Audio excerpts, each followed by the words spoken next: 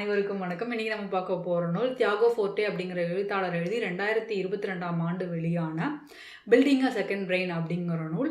இது எதை பற்றின நூல் அப்படின்னு பார்த்தீங்கன்னா, எப்படி குறிப்புகள் எடுக்கிறது, அந்த குறிப்புகளை எப்படி சேகரிக்கிறது, எப்படி நோட்ஸ் எடுக்கிறது, அந்த நோட்ஸை எப்படி சேகரிக்கிறது, அதுவும் டிஜிட்டல் நோட்ஸை எப்படி சேகரிக்கிறது, அதன் மூலமாக நம்மளோட வாழ்க்கையை எப்படி மேம்படுத்துறது, அதுலேயும் குறிப்பாக எப்படி நிறைய விஷயங்களை செஞ்சு முடிக்கிறது, வாழ்க்கையை எப்படி சுலபமாக்குறது அப்படின்னு சொல்லித்தர நூல் தான் இந்த நூல். நான் ஏற்கனவே நிறைய குறிப்புகள் எடுப்பேன். அந்த குறிப்புகள் எல்லாம் சரியாக சேகரித்து வைப்பேன், சரியாக பயன்படுத்துவேன். என்னோட டிஜிட்டல் ஸ்பேஸ் அப்படிங்கிறத நான் கொஞ்சம் ரொம்ப ஒழுங்குபடுத்தி தான் வச்சுருப்பேன். ரொம்ப ஸ்ட்ரக்சர்டாக ஆர்கனைஸ்டாக தான் வச்சுருப்பேன். அப்படிங்கிறதுனால இந்த நூலை படித்து எனக்கு புதுசாக தெரிஞ்சுக்கிறதுக்கு எதுவும் இல்லை. ஏன்னா இந்த நூலில் சொல்லியிருக்க விஷயங்களை ஏற்கனவே நான் என்னோடய சொந்த அனுபவத்தில் கற்றுக்கிட்டு பயன்படுத்துறதுனால எனக்கு இந்த நூலில் புதுசாக தெரிஞ்சுக்கிறதுக்கு எதுவும் இல்லை. நீங்களும் என்ன போல் ஒருத்தர் அப்படின்னா இந்த நூலை படிக்கிறதுனால உங்களுக்கு புதுசாக எந்த ஒரு விஷயமும் தெரிய போகிறது இல்லை, எந்த ஒரு அனுபவமும் உங்களுக்கு கிடைக்க போகிறது இல்லை.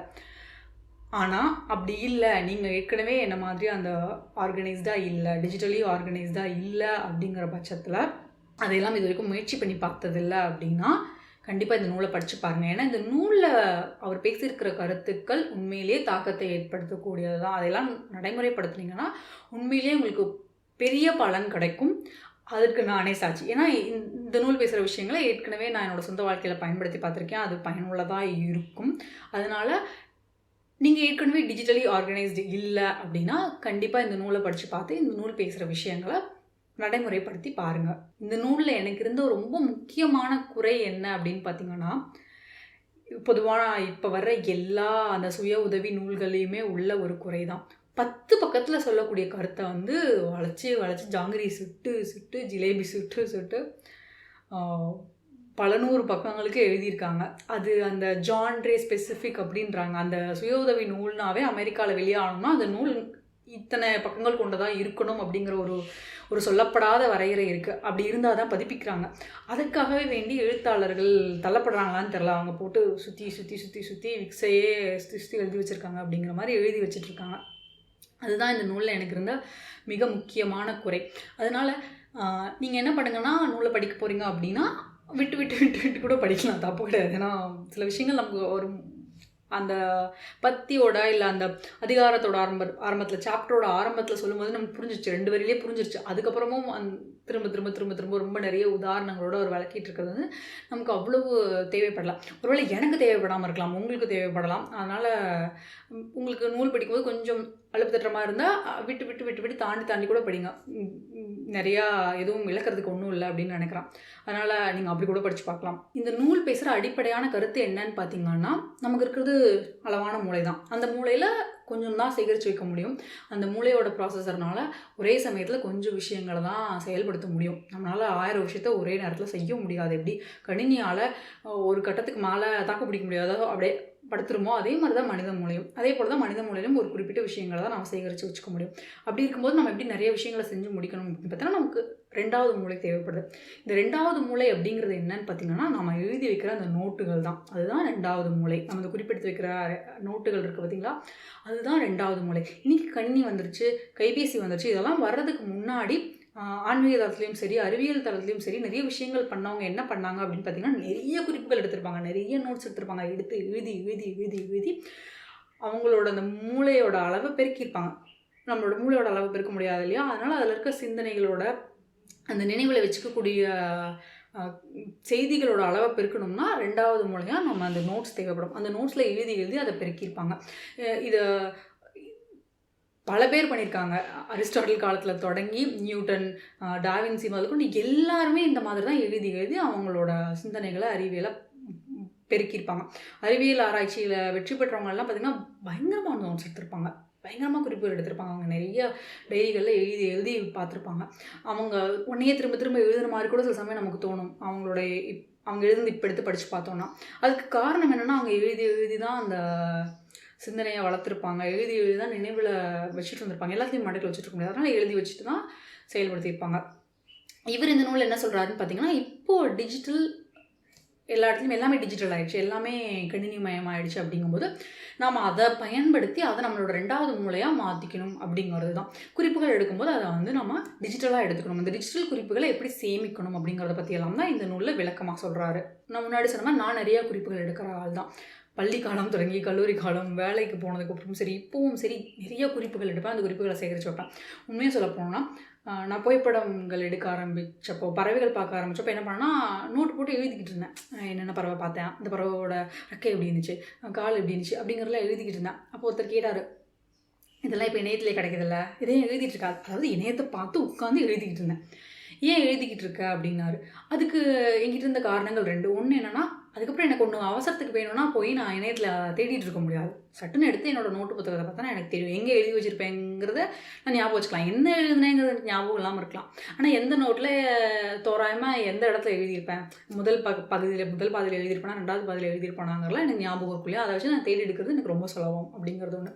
2வது என்னென்னு பார்த்தீங்கன்னா, நான் எழுதி வைக்கும்போது இணையத்தில் ஒரு தளத்தை பார்த்தா அதுலேருந்து முக்கியமான கருத்துக்களை எழுதி வைக்கும்போது நான் வந்து ரொம்ப முக்கியமான விஷயங்களை மட்டும் தான் எழுதி வைப்பேன். எனக்கு என்ன தேவையோ, அவங்க வந்து ஏகப்பட்டது பேசியிருப்பாங்க. ஒரு 4 பக்க கட்டுரையாக இருக்கும். அந்த 4 பக்க கட்டுரையிலேருந்து நான் ஒரு 4 பத்தியோ 4 வரியோ மட்டும் தான் எழுதி வைப்பேன். ஏன்னா எனக்கு அந்த 4 வரி தான் எனக்கு தேவைப்படுறதா இருக்கும். அதனால் நாளைக்கு நான் மறுபடியும் திரும்ப போய் அந்த இணையத்தில் எடுத்து படித்தேன்னா அந்த 4 பக்கத்தையும் படித்து தான் அந்த 4 வரி எனக்கு தேவையான அந்த 4 வரியை உருவி எடுக்க முடியும். அது மறுபடியும் நேர விரயம் தானே. அதுக்கு பதிலாக எனக்கு தேவையான அந்த 4 வரியை மட்டும் குறிப்புகளை மட்டும் 4 வரியில் நான் எழுதி வச்சுக்கிட்டேன்னா அதை மட்டும் எடுத்து பார்த்தா போதும் இல்லை, எனக்கு நேரம் மிச்சம் இல்லை அப்படின்றது ஒன்று. 2வது இப்படி பண்ண என் மூளையில் அதை திரும்ப மீண்டும் ரொம்ப ஆழமாக பதியும்.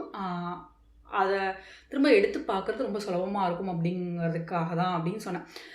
இதை தான் இவரும் இந்த நூலில் சொல்கிறாரு.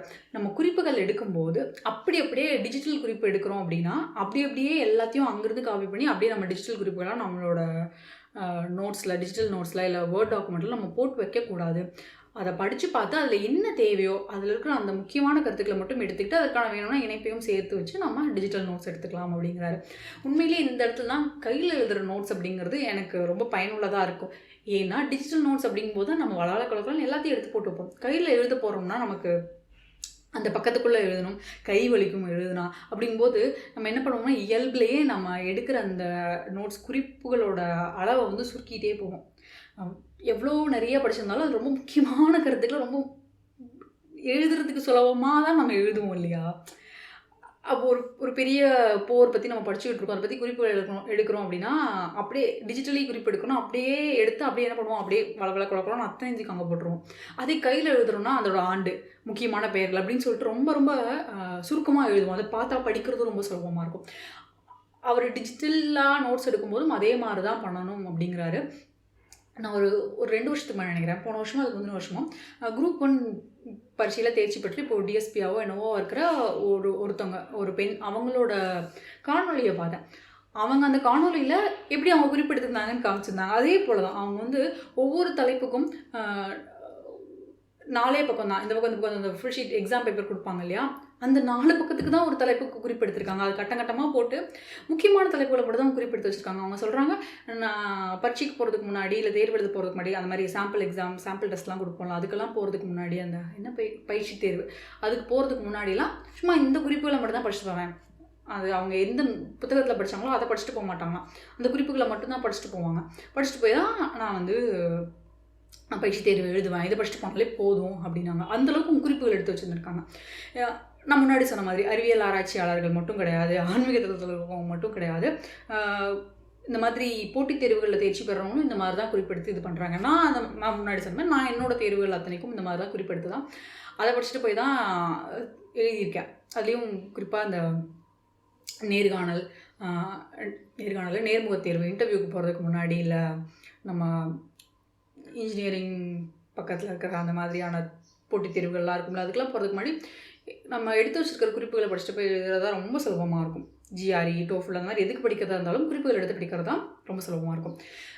என்ன அப்படின்னு பார்த்தீங்கன்னா, இந்த மாதிரி தேர்வுக்கு படிக்கும்போது நம்மளோட கல்லூரிக்கு பரீட்சைக்கு படிக்கும்போது நம்ம எல்லாம் குறிப்புகள் எடுப்போம், ஆனால் மற்றதுக்கு எடுக்க மாட்டோம். நிறைய பேர் அந்த இடத்துல இருப்பாங்க. அதை தான் இவர் சொல்கிறாரு, எல்லாத்துக்குமே இந்த மாதிரி நம்ம குறிப்புகள் எடுத்து வச்சு அந்த குறிப்புகளை சரியாக சேகரித்து வச்சு அதன் மூலமாக வெற்றி அடையலாம் அப்படின்னு சொல்கிறாரு. இந்த நூலுக்கு முன்னாடி நிறைய எழுத்தாளர்கள் சொல்லியிருக்காங்க. கால் நியூபோர்ட்டோட பாட்காஸ்ட் பார்த்திங்கன்னா அவர் இதை பற்றிலாம் நிறைய பேசியிருப்பார்.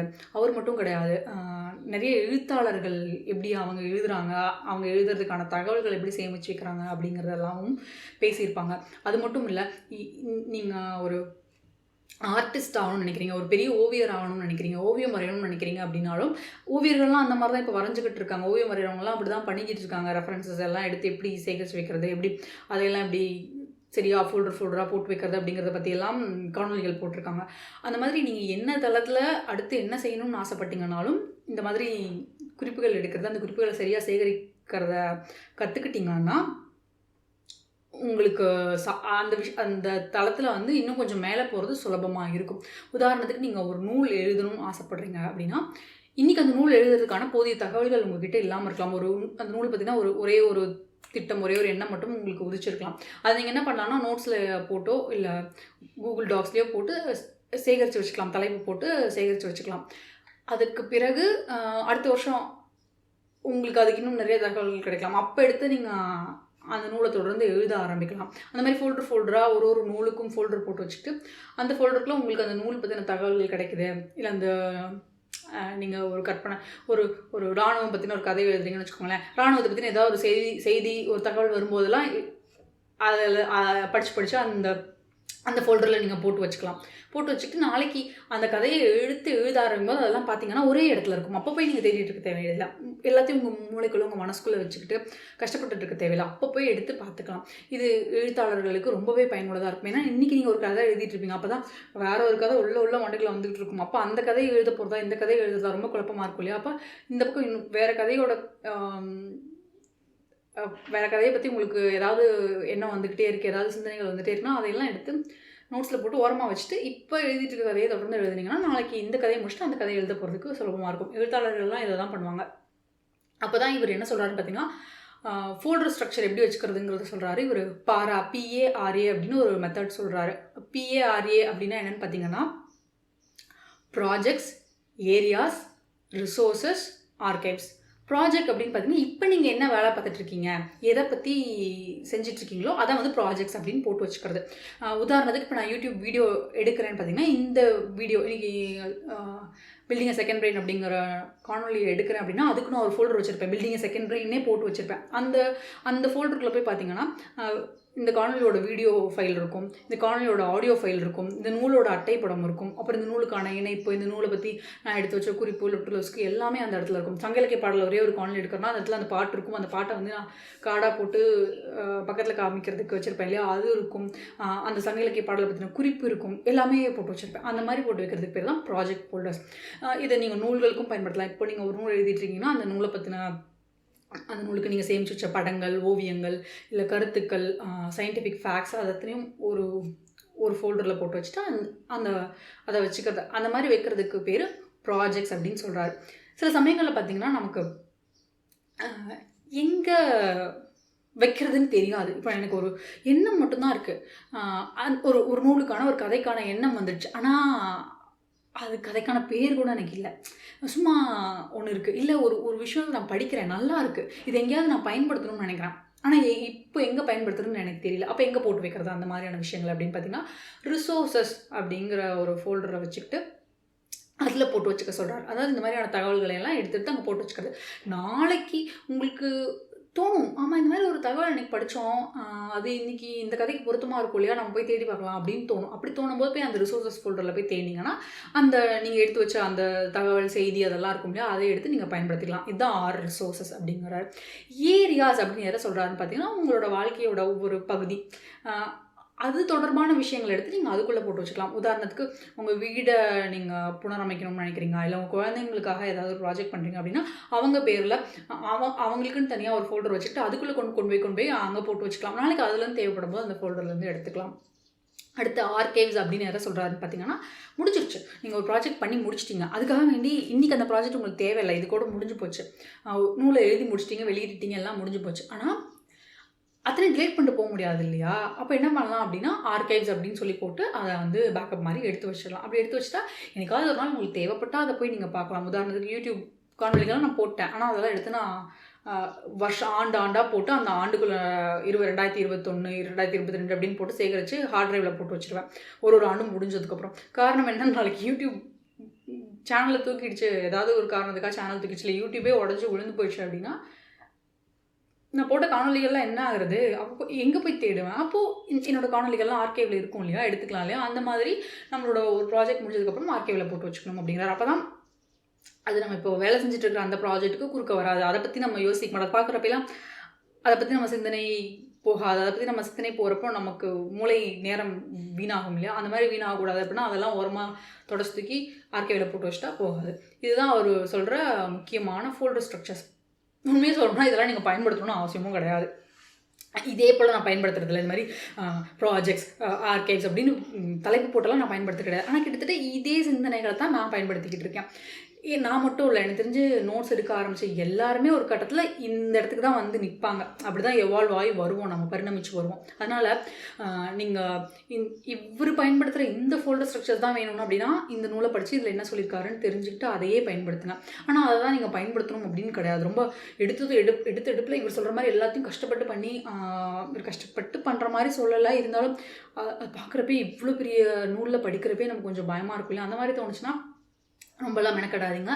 எடுப்பில் குறிப்புகள் எடுங்க. அந்த குறிப்புகளை சரியாக சேகரித்து வைங்க. ஃபோல்டராக அந்த தலைப்புகள் போட்டு ஃபோல்டராக சேகரித்து வைங்க போதும். இல்லையா உங்களுக்கு அந்த மாதிரி நீங்கள் கம்ப்யூட்டர்லேயே சேகரித்து வைக்கல, கைபேசியில் தான் வச்சுருக்கீங்க அப்படின்னாலும் கூகுள் டிரைவோ கூகுள் டாக்ஸோ பயன்படுத்தி அதில் குறிப்புகள் எடுத்து சேகரித்து வைங்க. அதை பயன்படுத்த முயற்சி பண்ணுங்கள். நான் தனிப்பட்டு என்ன சொல்லுவேன் அப்படின்னு பார்த்தீங்கன்னா, நீங்கள் டிஜிட்டல் நோட்ஸ் எடுக்கிறதுல ஒரு முக்கியமான பலன் என்னன்னு பார்த்தீங்கன்னா, தேடி எடுக்கிறது ரொம்ப சுலபம். சர்ச் ஃபங்க்ஷன் இருக்கு இல்லையா, அதனால் தேடுறது ரொம்ப ரொம்ப சுலபம் அப்படிங்கிறதுனால அதுக்கு அது ரொம்ப பயனுள்ளதாக இருக்கும். இன்னொரு விஷயம், படங்கள், புகைப்படங்கள் எல்லாம் சேகரித்து வைக்கிறதுக்கு, பிடிஎஃப் ஃபைல்லாம் சேகரித்து வைக்கிறதுக்கெல்லாம் அது ரொம்ப சுலபமாக இருக்கும். மற்றபடி குறிப்பெடுக்கிறது நீங்கள் கையில் பேப்பர் பெனில் கூட எடுக்கலாம், தப்பே கிடையாது. டிஜிட்டலாக தான் எடுக்கணும் அப்படிங்கிற அவசியம் கிடையாது. அதனால் உங்களுக்கு எது சௌகரியமாக இருக்கோ அதில் குறிப்புகள் எடுங்க. அதை வந்து பயன்படுத்தி பழகிக்கோங்க. ஆரம்பத்தில் அங்கே ஆரம்பிங்க. அதுக்கப்புறம் அதை எப்படி ரொம்ப ரொம்ப திறம்பட செய்யலாம், எப்படி நேர விரயம் இல்லாமல் செய்யலாம், எப்படி ரொம்ப நமக்கு கச்சிதமாக பயன் தர மாதிரி செய்யலாம் அப்படிங்கிறதெல்லாம் அப்புறம் யோசிச்சுக்கலாம். இடத்துல குறிப்புகள் எடுக்க ஆரம்பிங்க. அது டிஜிட்டலாக இருக்கலாம், இல்லை பேப்பர் பேனால் கூட இருக்கலாம். குறிப்புகள் எடுக்க ஆரம்பிங்க. என்ன கேட்டால் நீங்கள் வேலை பார்த்துட்ருக்கீங்க அப்படின்னா வேலை தொடர்பான குறிப்புகள்லேருந்து ஆரம்பிங்க. அங்கே ஆரம்பித்து அதை கச்சிதமாக செய்யுங்க. அதற்கு பிறகு உங்கள் சொந்த வாழ்க்கையில் உங்கள் பொழுதுபோக்குக்கான விஷயங்கள் அதில் எல்லாம் அடுத்து பயன்படுத்துங்க. அதுவும் நீங்கள் இப்போ தான் கல்லூரி படிச்சுட்ருக்கீங்க, இப்போ தான் கல்லூரியிலேருந்து வெளியே வந்திருக்கீங்க அப்படின்னா இதை கண்டிப்பாக பயன்படுத்துங்க. வாழ்க்கை ரொம்ப சுலபமாகும். ஏன்னா எல்லா விஷயத்தையும் நம்ம மூளையில் வச்சுட்டு தேடிட்டு இருக்க தேவையில்லை. எங்கே வச்சோம், எங்கே மறந்தோம் அப்படின்னு தேடிட்டு இருக்க தேவையில்லை. எல்லாமே உங்கள் கை கெட்டுற தூரத்தில் எல்லா தகவல்களுமே இருக்கும். ஏன்னா இப்போ தகவல்கள் கொட்டி கிடக்குது, நம்ம தகவல்கள் நம்மளை மூச்சு திணற வைக்குது அப்படிங்கிற ஒரு காலகட்டத்தில் நாம் இருக்கிறதுனால இந்த மாதிரி ஏதாவது ஒரு சிஸ்டம் நம்ம வச்சுக்கல அப்படின்னா எவ்வளோ பார்த்தாலும் தண்ணியில் தத்தளிச்சிட்டு இருக்கிற மாதிரி தான் இருக்கும். இந்த நூலுக்கான இணைப்பு கீழே கொடுத்துருக்கேன். நீங்கள் வாங்குறீங்கன்னா அந்த இணைப்பை பயன்படுத்தி வாங்கினீங்கன்னா அமேசான் அவங்களோட விளம்பர காசுலேருந்து எனக்கு கொஞ்சம் காசு தருவாங்க. இந்த காணொலி உங்களுக்கு பிடிச்சிருந்தா உங்கள் நண்பர்களோட பகிர்ந்துக்கோங்க, உங்களோட கருத்துக்களுமே கூட பகிர்ந்துக்கோங்க. மீண்டும் வேறு ஒரு நாள் இன்னொரு காணொலியில் உங்களை நான் சந்திக்கிறேன். நன்றி, வணக்கம்.